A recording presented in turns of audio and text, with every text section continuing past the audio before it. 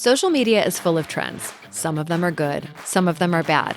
But there is one thing trending on social media right now that could have dire, lasting consequences. Let's jump in and discuss it.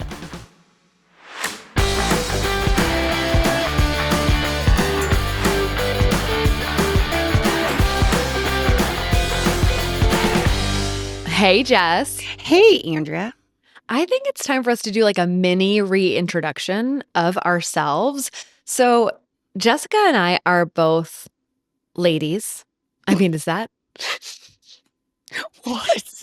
middle-aged lady How people? dare you call me middle-aged? I'm not middle-aged yet. You are in the middle of your life. No, only if I'm dying at 82.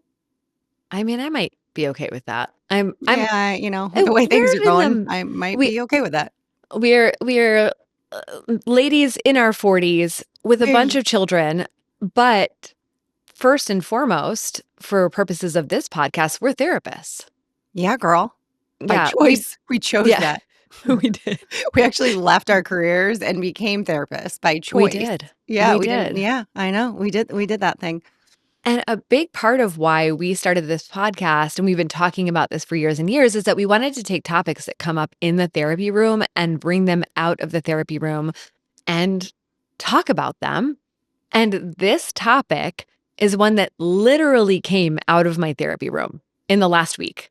No kidding. Yeah. So I was wrapping up a session with a client, and the client mentioned, I saw this article. And I wonder if you saw it, if you read it. The name of the article was, "Is Cutting Off Your Family Good Therapy?" New York Times article, right? New York Times article. Yeah. And the client mentioned, I wonder, like, if I had discovered some of this when I was younger, how this would have shaped my life, essentially. And sent me the article. And I started reading it and I was like, holy shit, I got to send Jessica this article and see what you think and if we should talk about it, because this topic of how to deal with our extended families comes up all the time in the therapy room, and it's really, really loaded. Yes. So why don't you tell people a little bit about what the article was about? So the article essentially talked about, is it good to just go no contact with family members? And there is a therapist who has made a name for himself on TikTok. I will refrain from getting on too big of a soapbox about No, get on it. Therapist. I mean, get on it. God, like, listen, I get it. You need to do it I need to do it more. It's great branding and marketing. I need to do it. However, TikTok is not therapy. Like, you can't take a small concept and just all of a sudden like insert it into your life as if you talk through it in therapy. Yes. For like months, weeks, Yes. sometimes years. It's not, you cannot take a reel and just apply it. It just doesn't happen. And I get so frustrated by people. It's like the most misinformed. Yeah. Everybody's so misinformed. Anyways, that I went on a tangent. Yeah, no. So this therapist, his name is Patrick Tehan. He's not the first person that I've seen on the internet that their deal is how to deal with extended family, and that they are really actively talking about things like going low contact or cutting off your family. And this article did a little bio of him, of his own story, and then showed that, like, he, in the pandemic, when, as you can imagine, everything was a shit show. Family stuff was at an all-time high stress level. His particular brand of basically dealing with your extended family, essentially saying to people, your family, they might be toxic. And if they're toxic, you should consider cutting them off. It started to take off. Of course it did, because everyone was on the fucking internet feeling miserable about their life and their family. And it was just a time of really, really high stress. And yeah, I bet a lot of things got kind of off the rails. So he notices that his online groups now are filling past what he can deal with. So he turned his business and started basically to build this giant YouTube channel and show up on TikTok and all of the places. And he started repeating the same message over and over and over. And then I got into a little bit more about his business and what Mhm. he offers now. He has, which we'll come back to in a little bit, a test that you can take on his website about is your family toxic, and it gives you a score. Then he has a join my community of people who are trying to heal from their toxic families for only $69.99 a month. And these things, I started to be like, huh.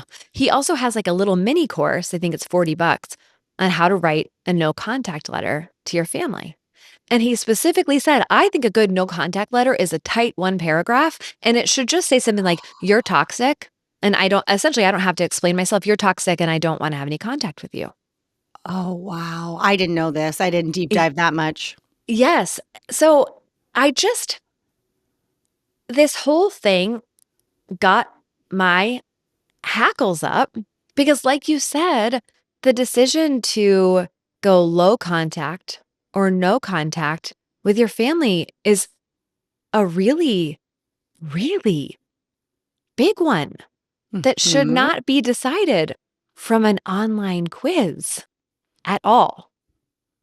Do you talk about these like extended family dynamics in your practice at all? So we do a lot of Mhm. because so much of grief work is like defining our role within our family system, Mm, right? When it's somebody you lost, everything falls out of order, and so everybody has to kind of line up and go into different areas, and so we talk about it quite a bit.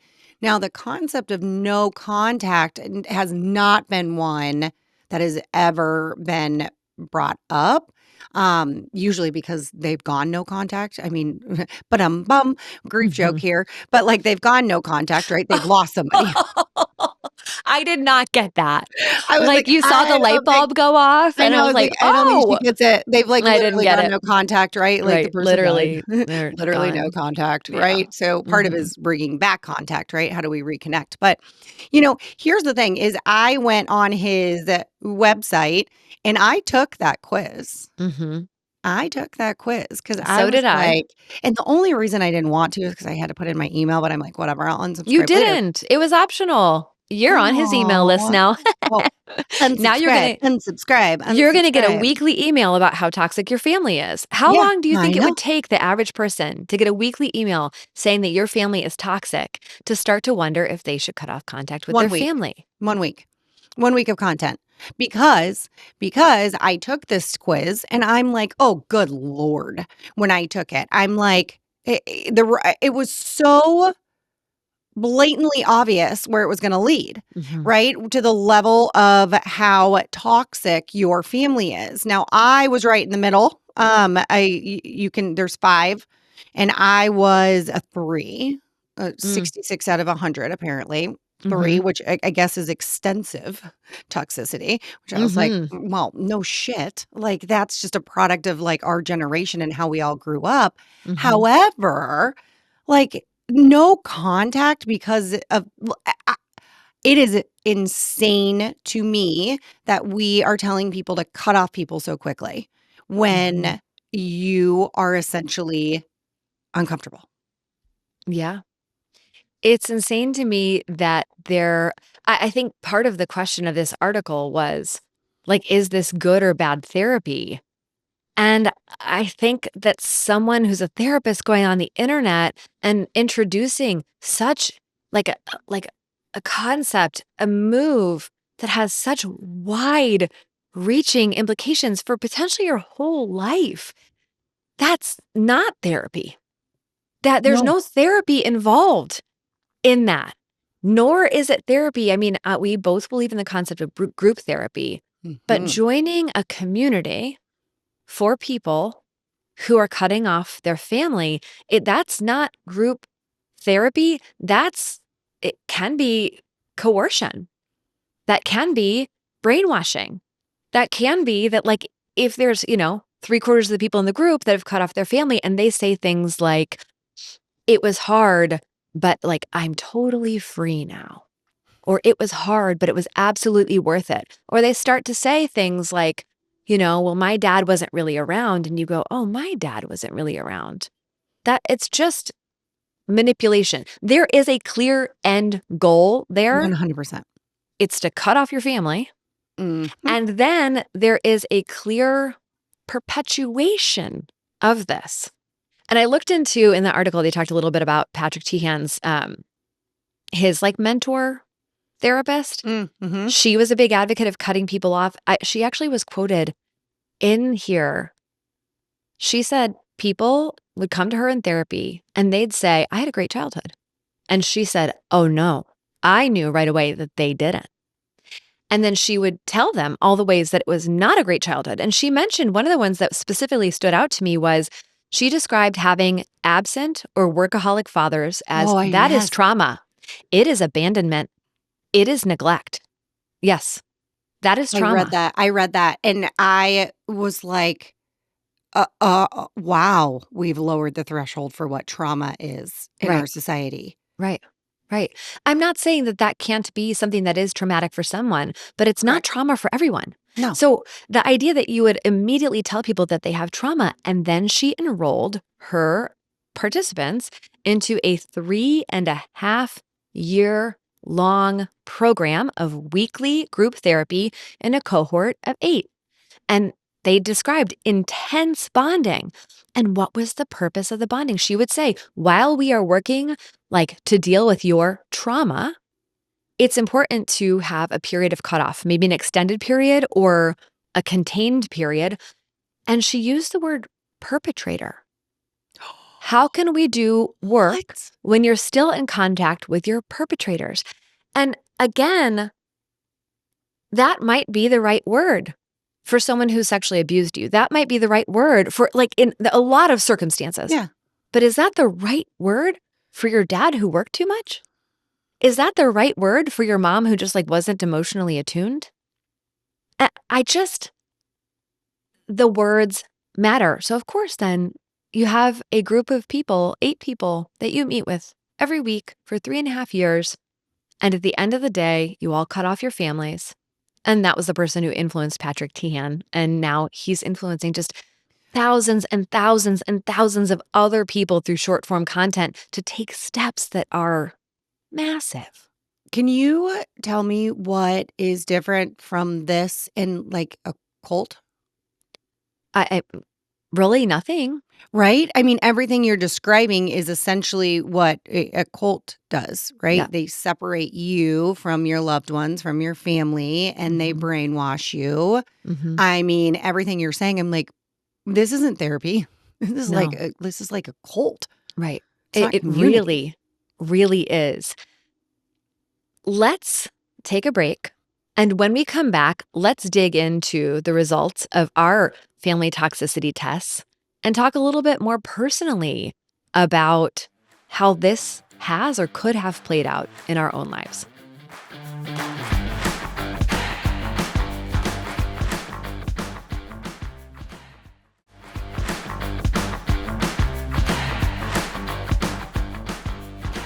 Okay, let's jump back in here to I already mentioned taking the survey that he had on Mhm. his website and how this would have influenced me. And that Mhm. is exactly what I thought after I took it. I wrote down a note to myself and saying, how would I have taken this and perceived this as an adolescent or even a Yes. young adult in my 20s? Yes. Oh, oh, Holy shit.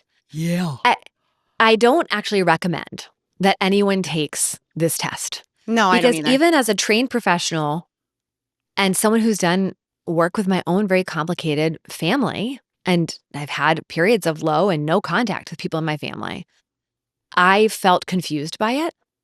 I was a little shocked by, because you're saying this is, rarely done. This was often done. This was very frequently done. This was always done. But sometimes the grouping of things was so wild. Like it Mhm. would say psychological abuse, hitting, sexually off behavior. What does that mean? Yeah. Exploitation, contempt, harsh punishment, violence, religious fundamentalism. Well, you don't believe in like a fundamental religion then. Well, I was just gonna say, like, define that. Right. Competition with children, extremes in crossing boundaries, infantilization, severe neglect, refusal of medical care, verbal assault, and living vicariously through a child's life. If you have a mom who wanted to dance and she made you go to a lot of dance classes because she wanted to live through you, this is very different than someone who is like hitting you or I I just They're not even on the same, like they're not but even in the same book.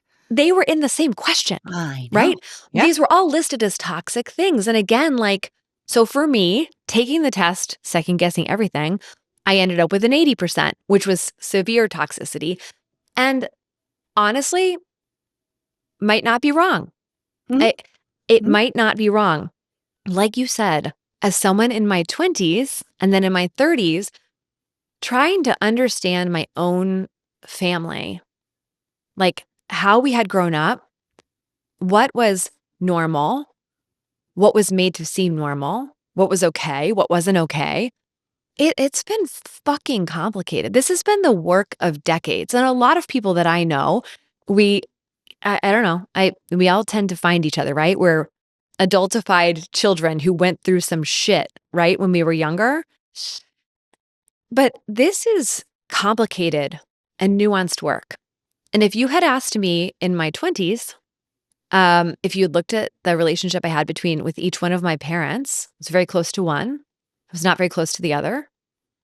That was the result of 10 or 12 years of parental alienation and the way that one of my parents spoke about their divorce.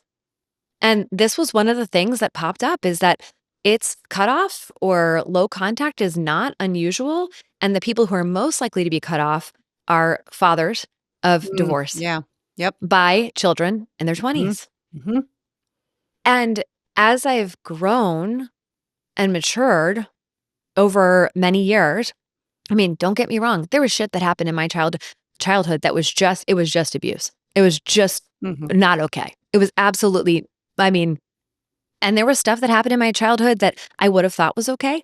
That was mhm, not okay, mhm, not even a little bit, right? Sometimes time shows us that like, oh, yeah, no, that mm-mm, wasn't okay. mhm, But there were also things that, I mean, my relationships with my parents have changed. My impression of, my dad, especially because they were divorced and he did not live with us, obviously, I think totally differently about him now than I did when he was the villain in my mom's story. mhm. I think Which totally you work different. through in therapy. Right. Now, how let me ask you a question. How would that have looked for you today if you would have just cut it off? That is fucking heartbreaking to me. That is heartbreaking to me. So my relationship, especially with my dad, it's been rocky at times. We actually had a Mhm, period of really low contact after having children. That was, two very apple tree, two very stubborn people who could not repair. And, I was in my boundaries era. So I was like, I don't have to, I don't have to. I don't have Yeah. to deal with that. Boundaries era. Um, I can say that my relationship with my dad is one of the things I'm most grateful for Mm, as an mm, adult now. I My heart breaks when I think about being a parent. If I were the estranged parent, if I were the one who wasn't with my children all the time, if the other parent was bad mouthing me all the time. But I look at my dad and I go, "You arrived for us faithfully every other weekend, mm. right as rain, never missed a minute, never missed a minute." Would show up whenever he could to take us out. We treated him like shit. We had a very tough relationship.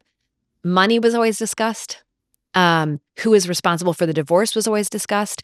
And meanwhile, my house at home had a very abusive, Mhm, alcoholic stepdad. All of that was being written off as okay. All of the stuff with my dad was being colored in a certain way. But now I look at that and I think about him at like young 30s, going through divorce, showing up for his kids every weekend, being treated so shitty, knowing it was going on. fighting all the time in court. I mean, neither one of my parents is blameless for what happened. But if I had not gotten through that time, if I had not been able to have a new relationship with him, that would be the end of the story. Mm-hmm. Oh, yeah. And I think about how many of our parents, like, I don't know, man. I struggle as a parent a lot. I'm not a perfect parent. And I look forward to being a grandparent. I dream of the day when I've got more energy, more freedom, my time is more free, where I can show up. And for me, like my own dad has showed up in that way. Getting to see him be a grandparent, getting to know him as an adult, it's a blessing. It's really, really different. And if I had been 20 years old and found Patrick Tian's website and seen his cutoff letter and just sent my dad a letter in the mail that said, "You're toxic, I'm done." And then I never talked to him again because this is what's happening. And I found a group of people that was reinforcing that was the right thing, that I had been abused. I would lose out on what I have right now. I wonder if you can relate to any of this. I can definitely relate. Here's the deal is that, as you are talking, my thought is how much personal growth you went through on your journey, right? With reestablishing the relationship that you have with your father, right? And here is where I think we have become a very intolerant society with things that make us uncomfortable. We're very quick to say if you don't like it or it doesn't feel good, well then just don't do it kind of thing, right? Cut it off. Like it's this quitter society. And again, I'm not saying that there aren't circumstances when this should happen, but here's the thing that I see so often with people and so much of the work we do with grief, a lot of times you're repairing stuff with somebody who's no longer here. And what we often find, though, through the work is that sometimes we have to actually grieve what we thought something would be. And for a parent, this is a really big one where it's maybe we have to look at mom or look at dad and say, I am sad that I never got that parent that I always wanted, or I didn't have that relationship with this parent, with my mom that I always wanted. That is valid. And then we grieve what wasn't in order to then move to a place of what is. What does this relationship look like? And that's a part that you don't get when you cut somebody off. Is that grief process. And, I think with parents too, of our generation, with the baby boomer parents, what I see people do a lot is they're seeking validation for something that cannot be validated by that person. And a lot of the reason is because what you're asking them to validate is attached to their own shame and sadness and guilt and remorse. And I tell people in my office all the time, do you know how much strength it takes to validate somebody's experience when they're telling you that you hurt them, that you didn't give them the childhood they wanted, or you were a bad mom, or, your dad drank too much? Very few people can actually validate that for somebody. It takes unbelievable strength and their own personal work and that growth. And so sometimes we have to take a step back and say, how can we validate this experience for you when this person can't validate it? That work gets brushed aside when you cut it off. And it's that whole, you can move, right? But your problems follow you. Right. It's that same concept to me. Just cutting off a family member isn't going to solve the problem. It might give you a little relief, but it doesn't solve the bigger problem of what that relationship has done or is doing to you. This is such a complicated topic. Let's take a break and let's come back and discuss a little bit more about when you might cut someone off, when you might not, what that might look like, costs and benefits. Let's make it really practical when we come back.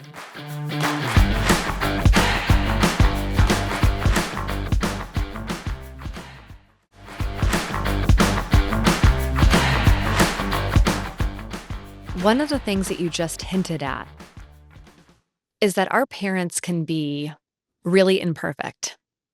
And man, there's a whole generation of us striving to be perfect, Mm. partly because we're looking back Mhm. at our parents and saying, I suffered so much trauma. This is not serving us.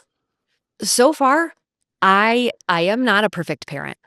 And honestly, this shit makes me nervous because who will come in and influence my children and say, your mother was flawed in some sort of way and it was trauma Oh, and she doesn't deserve relationship with you. I mean, that is a literal oh thing gosh. that can Mhm. happen.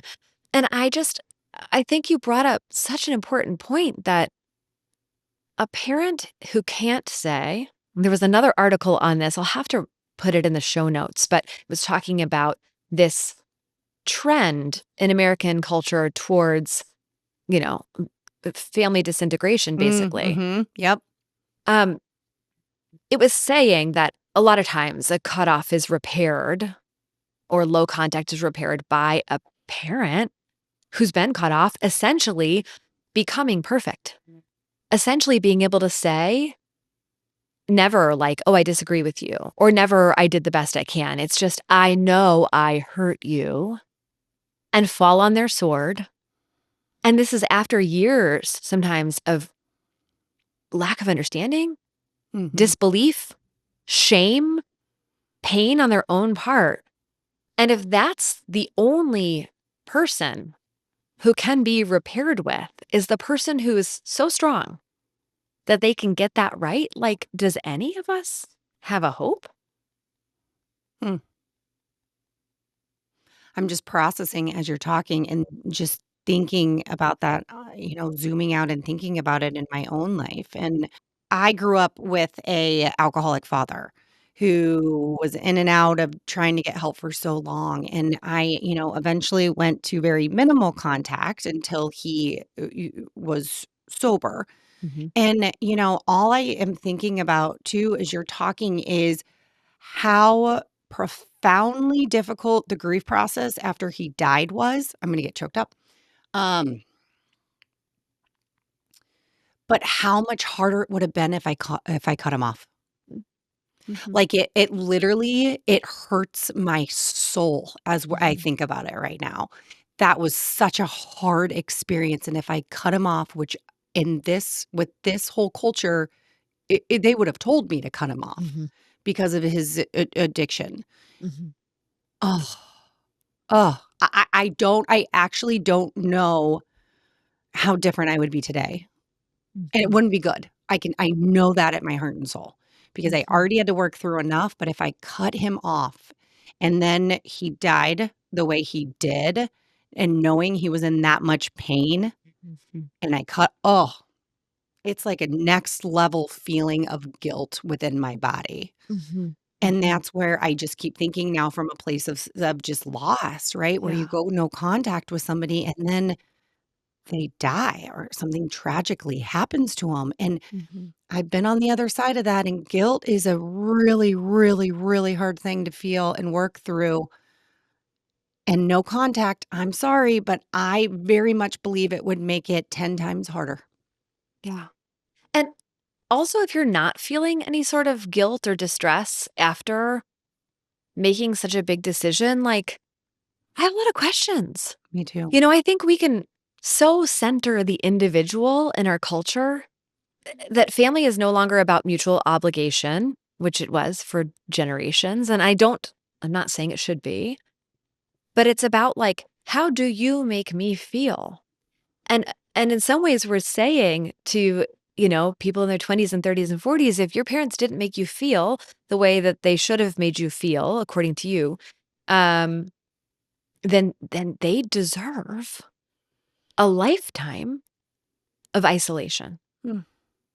Then they deserve a lifetime of being cut off from every holiday, every milestone, every single forever, that they deserve that. And I don't know how we can't at least have a little bit of empathy that there is another side of this coin. And it was interesting. This article was talking about how now communities of parents who've been cut off are springing up and, of course, have a lot of anger towards Oh, therapists or yeah. whatever. And to be fair, some of those parents are not doing their own work to go, oh, yeah, like I was a monster. Yeah, there's actually something reasonable here. So we just have a Mhm. lot of people telling simple stories, is what I'm trying to say. Mm. The simple story is, you know, my childhood was trauma, and so you deserve to be cut off forever, banished, or um, your childhood was fine. You can't have any boundaries with me. You shouldn't have done this. And neither one of these stories is true. Mm-mm. I know it sounds like we're very pro, you know, family con cutoff. I don't think that's totally true. I do No. think that this position has a place in therapy. It's in opposition to decades of therapists who said family at all costs. Or, yeah, but your mom and dad are going to die. And won't you feel bad then? I like to think that people who are doing this work with a therapist or some other wise person in their life, that they are considering that they Mhm. are going through all of the complexities. Um, I don't think family at all costs. I don't think No. everyone deserves a No. place in your life. I do think boundaries are important. I just think it's really fucking complicated. It's so complicated, and I agree with you. I'm not family at all costs by any means, and I have, thinking through it, helped people kind of cut off some contact with family members who are just so sick in their and so stuck Mhm, in their addiction, and so they have to, but it's from a place of, "I'll support you if and when you want help, but I can't mhm, support you in this." It's mhm, different. It's not just like, "Okay, I'm done with you. Bye." It is mhm, such a hard process. And mhm, so much reassurance with the people who I have worked with that have kind of gone no contact or low contact with people is knowing that you're not you're not isolating the human, you're isolating the behavior, and mhm, I won't accept this behavior. I can't reward this behavior, mhm, but if you wanna be this human, like the human I know you to be or can be, well, then that's different. I'm talking more with mhm, addiction here, right? But mhm, I do wanna be clear when we say there are, definite situations where no contact is necessary. I think that articles like this and therapists on TikTok are just simplifying something that is so complex mhm, and really should be talked through and thought through, and some damn quiz on the internet should never be the deciding factor for mhm, if you were cutting somebody off. mhm, mhm. Yeah, no cutoff or no contact cannot be a trend. No. It can't be something that we take lightly, It just can't, and it truly can't be something if you're working through this process with someone who clearly has an agenda, they've made their name in teaching people how to cut their family off, I think you should work with somebody else. Mhm. I think you should work with somebody else. Somebody who knows that it's complex, who knows that the right choice for you at 20, because I've worked with some people in their 20s who needed to step back from Mhm. relationships with their parents. And they, through lots of work, came to that decision, not mine. But sometimes maybe when you're 30, you go, this doesn't feel so good anymore. You know, people who can provide options, somebody Mhm. who can let you figure things out, understanding that you may see things differently when you're older than you do. And that might mean that you see things that lead you to cut somebody off when you're older. Mhm. Mhm. It might mean that you see things that lead you to let somebody back in your life and you never want to feel like you've violated the standards of your new community by allowing you to change your mind. That's exactly right, and I will say, I tell people in my office all the time that I am very against therapist giving advice, right? Mhm, Opinions are different things, but this is what you should do. And part of it is just because it's not my life. And mhm, so, what is acceptable behavior for you, Andrea, and your marriage or with your parents is very different than what's acceptable for me. And mhm, so, for me to tell you what you should now hold as acceptable or not, That's just projecting my own. That is Mhm. totally me putting my own standards onto you versus somebody saying, "This is what I wanna do," and we can talk through the process of why and Mhm. how we get there, but that's where I don't like this whole therapist telling people what they should do. Mhm. It's like Yeah. Pinocchio. Yeah, and I've been thinking about this the last year or 2 about my own story and then about all the people that I have worked with who have had to make some complicated decisions with their families, and it keeps me up. Sometimes it stops Mhm. me in my tracks and I go, "Have I been doing things right? Have I been doing them wrong? Am I too heavy-handed in this? Am I projecting my own experience? Like, am I doing this right?" And it should be keeping us up because these are big and complicated things to work through. So, there are some things that are black and white in terms of events that have happened that are not okay. Mhm.